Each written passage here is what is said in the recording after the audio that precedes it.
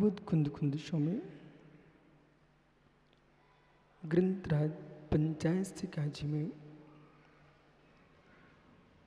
वस्तु स्वाभ की व्याख्या करते हैं, समझा रहे हैं। जीव द्रव्य अनादि चेतन शाश्वत सनातन है।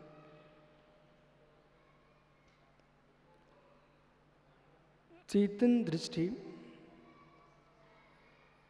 ज्ञाता की त्रैकालिक दृष्टि है। जो ज्ञाता दृष्टा चिद ब्रह्म है, किसी के भी नेत्र का विषय नहीं है। जो नेत्र के विषय है वे ज्ञाता दृष्टा नहीं है। अज्ञान में तन्मय है कि जो जानन हारे नहीं है, देखन हारे नहीं है, ऐसे द्रव्यों में उन्मत्तता है, राग दृष्टि है, प्रतिक्षण प्रतिपल इन्हीं में लवलीनता है। बंद स्थान पर राग है, निर्जन स्थान पर दृष्टि नहीं है। जो जो राग स्थान है, वो राग स्थानों पर जो राग है वो नियत बंद स्थान है, कोई नहीं टाल सकता। जिन जिन विषयों से पांच इंद्रियों की लिप्सा की पूर्ति हो रही है और लिप्सता जिस जीव की संलग्न है उसमें है, वो बंद स्थान को प्राप्त है। पूर्व के प्राप्त पुण्य के नियोग से भोग वृत्ति में लवलीन होने पर भी पूज्यता हासिल कर रहा है जीव, ये पुण्य का विकार मानिए, ये पुण्य कर्म नहीं है, पाप कर्म है। जब पुण्य का द्रव्य नष्ट हो जाएगा तब इन विकारों के तूफान का तुमको बोध होगा। शरीर स्वस्थ है, इंद्रियां स्वस्थ हैं। जो चारित्र का आनंद आना चाहिए था वहां ना जाकर के जीव विषयानंद में लीन है और विषयानंद की अनुभूति ले रहा है।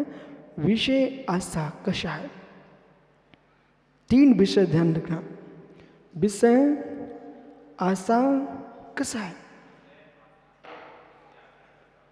तो विषय आशा और कषाय दृष्ट श्रुत अनुभूत, दृष्ट श्रुत अनुभूत, तीन विषय पे आइए। विषय कषाय आशा। अब देखना, विषय दृष्ट, विषय अनुभूत, विषय श्रुत, विषय दृष्ट श्रुत अनुभूत, आशा दृष्ट श्रुत अनुभूत, कषाय दृष्ट श्रुत अनुभूत। ये नव कोटि से जीव पाप का आश्रय बंद कर रहा है। विषय कषाय आशा दृष्ट श्रुत अनुभूत, इनका जो प्रत्याख्यान कर देता है वो निर्जरा स्थान को प्राप्त होता है। विषय का जितना उदार है उदर, उसने आशाओं का उदार और उदर है। आशाओं का उदर और उदर है, उदार।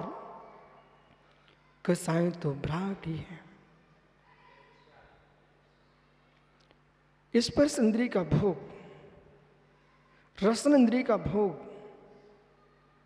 पांच इंद्रिय का भोग वो विषय है। इच्छा आशा है, प्राप्त होने पर न प्राप्त होने पर कालुष्य भाव कषाय है।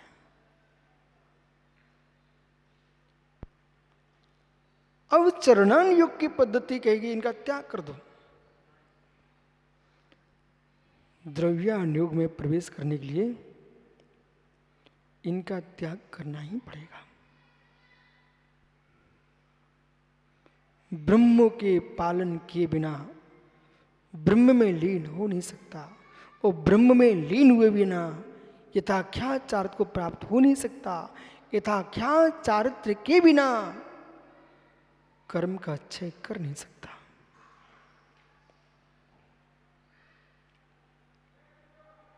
यथाख्यात चारित्र के बिना उत्कृष्ट निर्जा स्थान को प्राप्त नहीं होगा जीव। और उत्कृष्ट निर्जा स्थान को प्राप्त जो जीव नहीं होगा ना, वो जीव मोक्ष को भी प्राप्त नहीं होगा। इसलिए यहां पर कह रहे हैं शुभ अशुभ परिणाम निरोधा संभ्रा। शुभ अशुभ परिणाम निरोधा संभ्रा। जहां पर शुभ और अशुभ दोनों ही परिणामों का निरोध है, उसका नाम संभर है। और इस संभर स्थान को जब तक प्राप्त नहीं करोगे, तब तक मित्र परम यथाख्यात की निर्जा प्राप्त नहीं कर सकेगा जीव। अब कल्पना करो, यहां तक पहुंचने के लिए तो तुमको गुणस्थान क्रम से चढ़ना पड़ेगा, लेकिन श्रद्धा बनाने के लिए आपको चौथे गुणस्थान से ही चलना पड़ेगा। ज्ञानियों, कितनी कोशिश कर लो, पंडित साहब कितनी कोशिश कर लो, अंतरंग बहिरंग तप तपे बिना कर्म निर्जा होती नहीं। और निर्गंत दीक्षा लिए बिना, गृह त्याग किए बिना अंतरंग बहिरंग तप होता नहीं। अनबे लगाइए, व्यतिरेक लगाइए। बच्च कुमार भैया, अंतरंग तप तपे बिना कर्म निर्जा होती नहीं।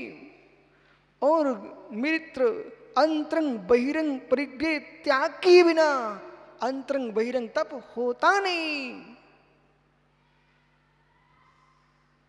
इसलिए तप के लिए आश्रव तत्व में रखना, ये अज्ञानी की तत्व ज्ञान में भूल है।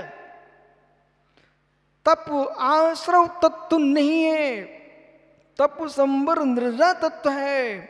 यहां कुंद कुंद देव स्वयं लिख रहे हैं, अब मैं इतना बड़े प्रेम से लवकुश बेटा अंदर से हृदय बोल रहा है। प्रत्येक आचार्य भगवंत के जितना ग्रंथ साहित्य पूरा अध्ययन करना चाहिए, इसके बाद भी किसी आचार्य के बारे में कुछ सोच पाएंगे आप। आचार्य कुंद कुंद स्वामी ने, आचार्य अमृतचंद स्वामी ने बेटा कहीं भी दिगंबरत्व का नाश नहीं किया है।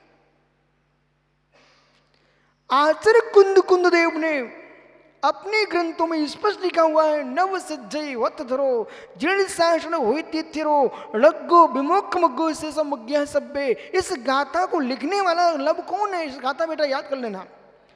इस गाथा को लिखने वाला कौन है? कुंद कुंद स्वामी है। वो स्पष्ट कह रहे हैं, जिनेन्द्र के शासन में तीर्थंकर भी क्यों ना हो, वस्त्र धारण करके मोक्ष नहीं होगा। नव सज्जय वत धरो जीर्ण शासन होती थिरो, जिनेन्द्र के शासन में तीर्थंकरे क्यों ना हो।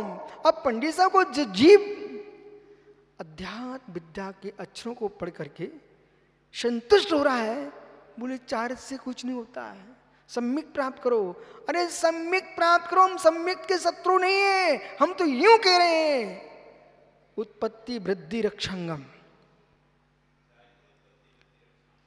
चारित्र की वृद्धि, चारित्र की उत्पत्ति, चारित्र की वृद्धि और रक्षा, इस सम्यक के बिना नहीं हो सकती है।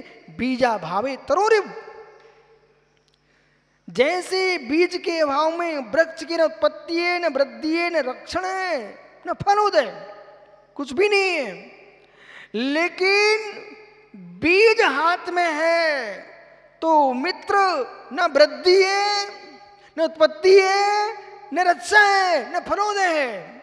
बीज को जमीन में बोना पड़ेगा, तब अंकुर होगा, फिर वृद्धि होगी, फिर उत्पत्ति होगी, फिर फल होगा। बराबर ऐसे सम्यक को प्राप्त करने मात्र से काम नहीं चलेगा। सम्यक दर्शन के साथ सम्यक ज्ञान चार तीनों होंगे तब मोक्ष मार्ग प्रारंभ होगा। आचार्य पूज्यपाद स्वामी ने अवरे सम्यक दृष्टि को उपचार से मोक्ष मार्ग कहा है। पंडित टोडरमल जी ने मोक्ष मार्ग प्रकाशक में स्पष्ट लिखा हुआ है, अवरे सम्यक दृष्टि मोक्ष मार्ग होसी। मैंने मोक्ष मार्ग प्रकाशक का मूल ढूंढा नहीं पड़ा हुआ है। पंडित जी कोई ग्रंथ मैंने छोड़ा नहीं, मुझे इसलिए पढ़ना था कि भाई किस विद्वान ने क्या लिखा, लोग क्या उनके बारे में सोच रहे हैं। उन्होंने ये लिखा मोक्ष मार्ग होशी। अब आप तो राजस्थानी हो, आप होशी का अर्थ बताइए मुझे। होशी। अब मैं व्याकरण की दृष्टि से बोलता हूं, सती सताह स्यंती, शशि सता स्यत, श्यामी श्यावः श्यामः। कातंत व्याकरण से बोल रहा हूं, तिगंत से। महात्मा समत सागरी, अरिजित सागरी, ज्ञानी भविष्यंती।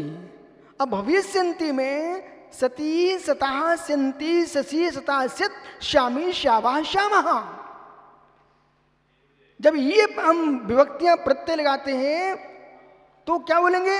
होता है, होते हैं, ऐसा नहीं है। होगा, होगा, होगा। दो हो रहे हैं, बहुत से होंगे। कैसे? अन्य हो रहा है, अन्य होगा, अन्य हो रहे हैं, अन्य हो रहे हैं, दो अन्य होंगे बहुत से। और मैं हो रहा हूं, हम दो हो रहे हैं, हम बहुत से होंगे। वह हो रहा है, वह हो रहा है, वे दो होंगे, वह होंगे, वह दो होंगे, वो बहुत से होंगे। इसलिए मोती भैया दार्शनिक दृष्टि को समझना है और जैन दर्शन का विद्वान बनना है तो फिर आपको व्याकरण के बारे में निषेध नहीं करना पड़ेगा। व्याकरण को, जो व्यक्ति व्याकरण शास्त्र का निषेध करता है वो जैन दर्शन का शत्रु है, मिथ्या दृष्टि है। मैं अभी आपको समझाता हूं कैसे मिथ्या दृष्टि बोल दिया। मिथ्या दृष्टि है वो जी, बोले क्यों? अरे व्याकरण नहीं आता, ये अज्ञानता है, इसमें मिथ्यात्व नहीं आएगा। व्याकरण को नहीं मानता, नहीं जानता तो ये उसको, उसके लिए उपहास कर रहा है, वो मिथ्या दृष्टि है। आपको बोध होना चाहिए।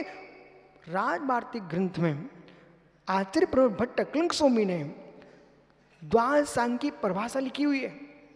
अंग परिणति ग्रंथ में द्वादशांग की परिभाषा लिखी हुई है।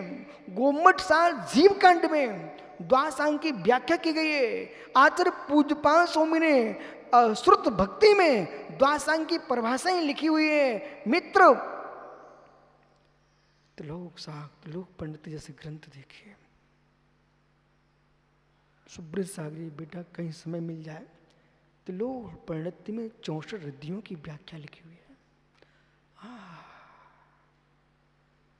हृदय गदगद होता है, रोमांच होता है। एक अंदर की अनुभूति बताऊं मैं आपको, लेकिन उसकी खोज में मत लगना। कुछ विषय ऐसे हैं आपको बता देता हूं, लेकिन आपका अधिकार नहीं है। पंडित जी, जहां अधिकार है वहां की बात आप अधिकृत पढ़ सकते हो गुरु आज्ञा से। करुणा नियोग में त्रिलोक साथ, त्रिलोक परिणति, लोक व्यवहार। त्रिलोक परिणति ग्रंथ वो ग्रंथ है जिस ग्रंथ को 3 दिन की उम्र रहने पर मामा ने सुनाया था। त्रिलोक प्रज्ञप्ति किसको? याद करो पंडित, याद करो। विपिन सागर जी, सुकौशल की सुकुमाल, माँ को नहीं, चातुर्मास के माँ 3 दिन अवशेष बचे थे और उनकी आयु के भी 3 दिन बचे थे। वे मुनिराज कौन थे? सुकुमार मुनिराज थे। भवन के नीचे आ गए शाम को मुनिराज और त्रिलोक प्रज्ञप्ति का पाठ पढ़ाया। जब त्रिलोक प्रज्ञप्ति की व्याख्या की, सब तो सुनते उनको जातिशून हो गया और पत्नी की साड़ियों को बांध करके, जो साड़ियां बांध रही थी, यानी दिल्ली तरुण जो साड़ियां बांध रही थी, वे साड़ियां बंद करके भी बंधनहीन बनाने के लिए काम में आ गई। पत्नी की साड़ियों को बांध बांध करके और सुकुमार नीचे उतर आए, क्योंकि मां तो पहरे लगाए थी चारों तरफ से और मामा के साथ चल दिए। 3 दिन की आयु थी, 3 दिन की आयु थी। व्याघ्री भग गई। वो कोई दूसरा नहीं था। वो कौन था? वो कौन था? इसलिए जितने युवा यहाँ बैठे हुए हैं, बेटा जिन जिन की भाभियाँ आ चुकी हैं, भाभी को गाली मत देना, भाभी को गाली भी मत देना, कहीं पीटने का विचार भी मत करना। भाभी को ही नहीं, भाई को भी, भाई को नहीं, किसी को भी। मित्र, पूर्व पर्याय में भाभी के पैर मार दिया था, जोश में वही भाभी का जीव आर्त उद्यान से मर करके शाल्य बना। जिस पैर से मारा था भाभी को, उसी पैर को खा गई शाल्य। 3 दिन में जीव चला गया, 3 दिन में चले गए। आइए, राग कितना गहरा होता है, द्वेष कितना गहरा होता है। निर्दय स्थान समझना है तो बंद स्थान भी समझना पड़ेगा। वो जो बंद स्थान नहीं समझता है, वो निर्दय स्थान किसके लिए समझेगा?